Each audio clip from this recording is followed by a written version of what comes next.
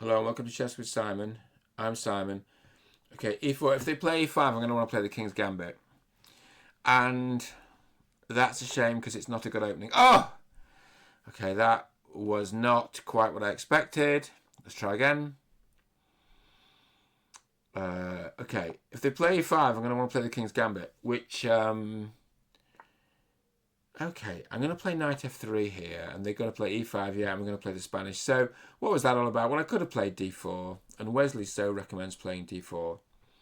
But I didn't. I played this instead. Actually, I don't think that's the most accurate move what I played. Right, we're just going to play simple chess here. We're going to unnerve our opponent by playing simple chess. Knight f6, knight c3. Take on d4. I suppose I take on d7. I think I have to, otherwise I lose a piece, right? I think it's knight f6. Knight c3. We've got a slight advantage because we've got our pawn in the centre is better. Now you can play c3 and d4, and maybe I should have. What is this finesse? What about if we take on c6 and then play queen g4? Well, the problem is if they take with a pawn, then queen g4 is going to look bad because the bishop takes it. Is that the point? Is this... Can we exploit this finesse, or is this just not a thing? I think it's not a thing. I think it's just... They're just trying to confuse me. And succeeding, I might add. Yes. So we transpose back. So... What we're aiming to do all the time now is just take and then play e5. Are we? Come out with a slightly better position. Is that what it's going to be? Okay. I'm not even sure this was right. Okay. And we play e5. And then what? Yeah, now, for what it's worth, I wouldn't have done that, but maybe I'm wrong. Just be careful, make sure you're not getting mated. The knight covers the square. Okay, that's an attempt to mate me, which will not work, because I'm wise to it, and I have moved my bishop so the rook covers the back rank. Now, what do we make of this? Oh, the bishop can take that rook! Am I really going to post this? I think probably, as a bonus, we should do another one. Let's review it. It's not really postable, is it, in its current form? I mean, it just shows you chess. Even Guy's a high-rated player, but chess is a hard game. It's not a good move, look. It's not a bad move. It's all right. We're a little bit better. Whee! So, okay, so what was the good move? Should we ask the question, what was the good move? Here.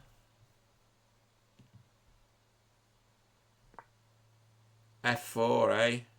Wants to do F4, wants to do B3. Bishop E3 is a good move. F4, E3, yeah, Bishop E3. I get it. F4.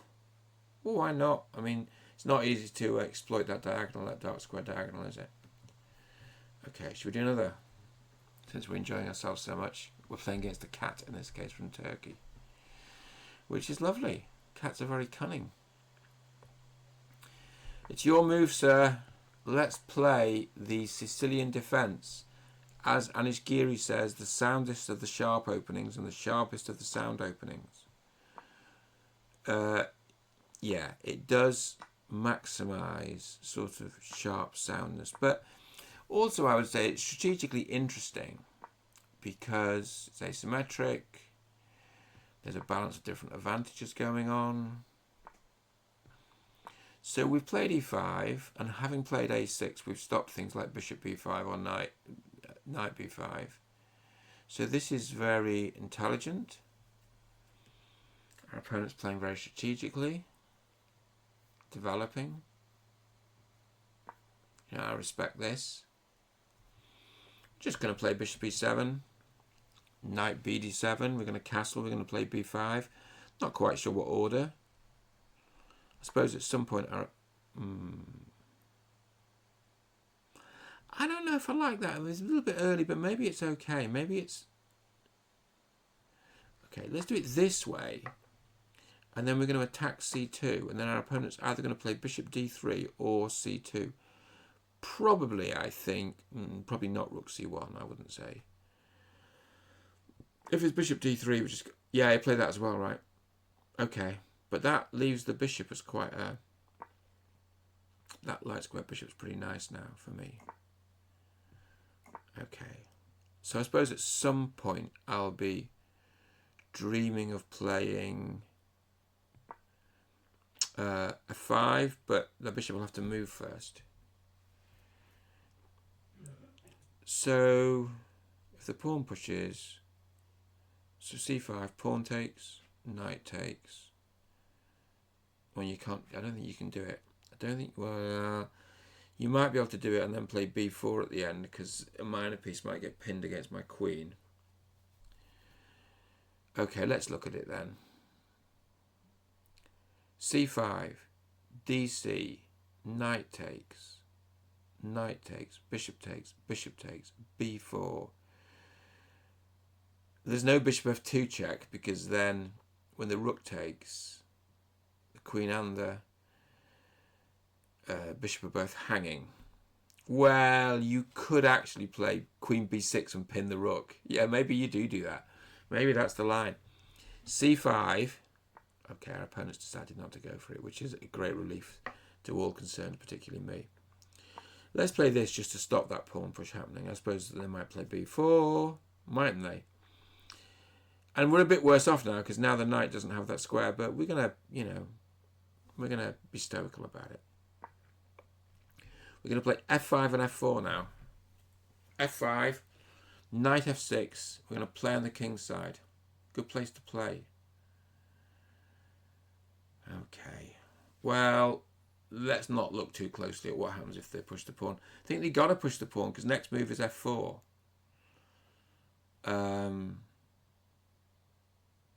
So push the pawn.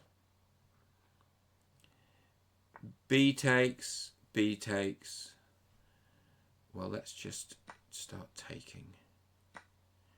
So, yeah, I think this is the same variation we just saw, isn't it? So this is where they're basically... Oh, I suppose... Gosh, by the way, wow. D6 doesn't work. I didn't actually look at that, but you got to check D6 doesn't work. So knight takes. The question is, have they sacked a pawn, or are they going to sack a piece? Knight takes.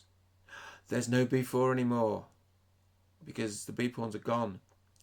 Knight takes. Knight takes. Bishop takes. Bishop takes. And we can probably defend it. So this might actually be good for black. I mean, I think white has got compensation, but might not be that much. We've also got f4 coming, which is nice. You know, opens up that bishop, and yeah, our opponent's seen that. Our opponent's seen that. Okay, so let's... So the point about bishop d6 is then when they take... Okay, right. Bishop d6, fe, bishop e5, knight takes c5, bishop takes h2 check, king h1. I'm not delighted by this, I've got to say. What about just playing e4, pawn e4? I mean,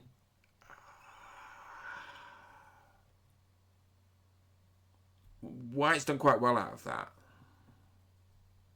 I don't want to take on f4, then bishop takes. Maybe I do.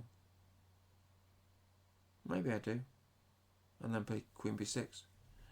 You know what? I kind of do. Is that weird? No, it's not weird. We take and play queen b6. We're actually threatening something then. I mean, it won't work, but we get rid of the pawn fork. We get rid of the pawn fork. We're threatening a check, which doesn't really do a lot of harm. I mean, Pawn c4 check, knight d4. Okay, well, let's stop that, hasn't it? But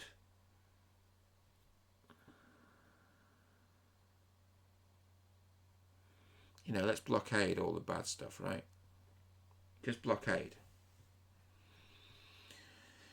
Which is a technical phrase. It basically means, you know, putting a piece in front of a passed pawn to stop it advancing, but also that piece often becomes very active. And in this case,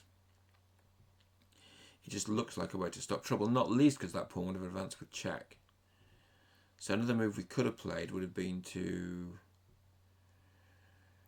move the king to h8. Might still be a useful move at some point, but also obviously we're offering a swap of bishops right now, which you know, and I'm kind of dreaming of knight e5, knight takes on c4, and then the bishop kind of mysteriously forking the two rooks. Well, it doesn't really work. Okay, so maybe pushing the pawn might be nice now, just to free that. Okay, so our opponent wants the rook to penetrate, so let's stop that, because we don't want our opponent to get their way, particularly not in that sort of area. Active queen, let's fork. Okay, so I'm going to fork some stuff, because I don't know if the knight's better than the knight defends the queen.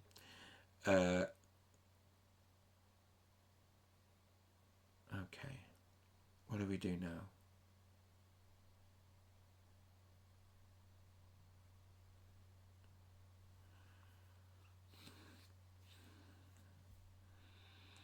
Rook on e4.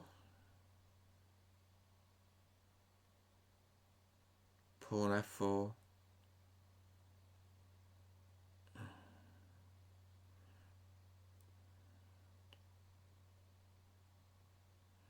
Oh, is my c pawn dropping? Do I care? Suppose I could win the enemy d pawn if that's the case. I don't know. Come on then, let's have a pawn battle. Let's fight over pawns. Yeah, now, problem with that is I take that pawn. Played very quickly. I mean, it's not a terrible move, but this is the answer, right? This is the antidote. I think you got to take that. We're all right, but black's okay here.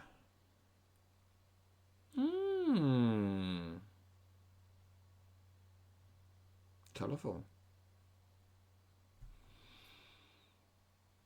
All right, well, now we're going to push the pawn. I don't know why I think this is such a good move, but I do. I mean, there's a beautiful little fork on, or skewer or whatever it is, on d3, but they're just going to, I assume rook takes pawn. But then the question is, are there other tactics? And the answer is not really. Not particularly. So what's the material? Equal.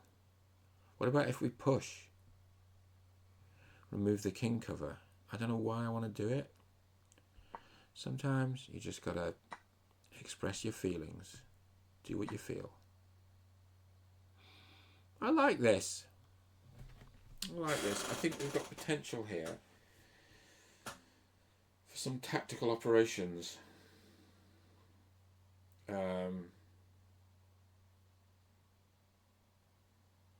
But we've got to be careful with our own king.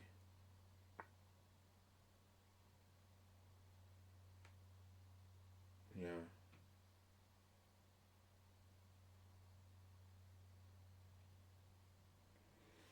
Okay, so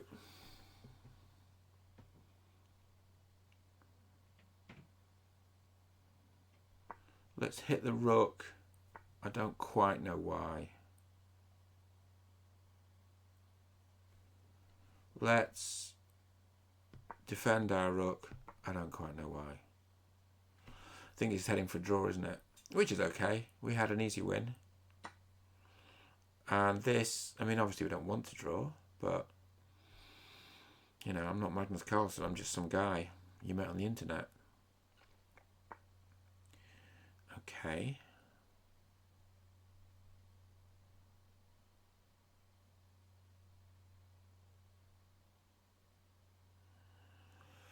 Okay, here's what I want to do. Check here, and then I want to... I like this, actually. I like this. Although, okay, here's the thing. When they play King E2, we're very lucky that we've got the resource Bishop takes B3, which is still a draw because it defends the rook. Otherwise, that would be pretty embarrassing. Otherwise, King E2 would be a killer. Well, it wouldn't be great, would it? But luckily, we've got Bishop takes B3. But then that's petering out quite quickly. Well, let's do it. King E2. Bishop takes B3. Pawn takes B3. Okay, so that's a bit more like it because there's less chance of that kind of fiasco. Oh, look at that. Look at that. The King E2 tactic works a little bit better in this context. So that's a win, isn't it? However you measure it, we're having a lucky night. I mean, it was pretty, if a little lucky. Okay, so we have a clear winning plan here. And our winning plan is that we're going to pass a pawn on the king's side and let the bishop deal with the queen's side. And the trick is, well, it's okay if it's a rook's pawn because the bishop is the right colour, but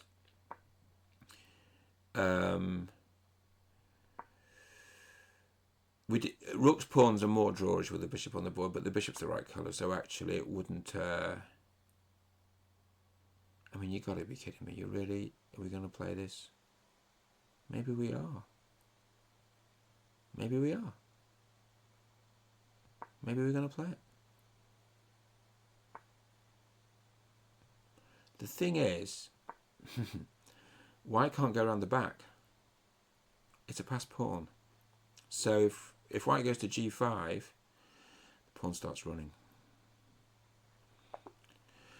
Wow. That was a lot of fun. I assume it was like dead even until I got lucky. Look at that, dead even until I got lucky. Oh, I actually had a couple of chances that I missed. That's embarrassing, isn't it?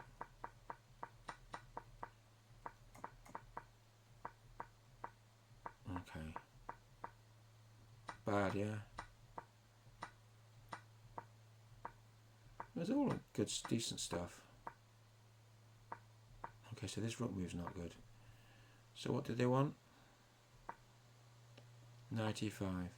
Okay. Okay. Bishop F7. Okay, hit the pawn. We're a bit better. Ooh, where's the blunder? What did I miss? Rook D1 check. How's this winning? King F2, Bishop D3. Oh, because there's a mate. Rook F1 is a mate. Wow, look at that. So what we get is, hit this check here. This hits the rook. And then, but why can't you put, oh yeah. So it hits the rook, and then if you just move the rook, this is a mate. Wow, how beautiful. Didn't see it, but there you go. All the learning. This is also another blunder. Rook D1 check again. Wow. Rook D1 check, King D2, Bishop E4. Because it's setting up a discovery here. The tactics got a bit ropey, didn't they? So the point is there's a... You can't get out of the discovery, is that the point? You can't get out of the discovery.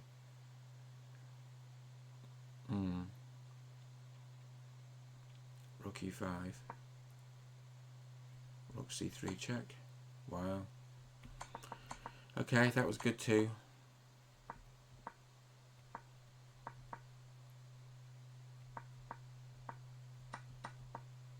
Now we're just cruising to a very civilized draw until this happened. And then I managed not to mess up the end game.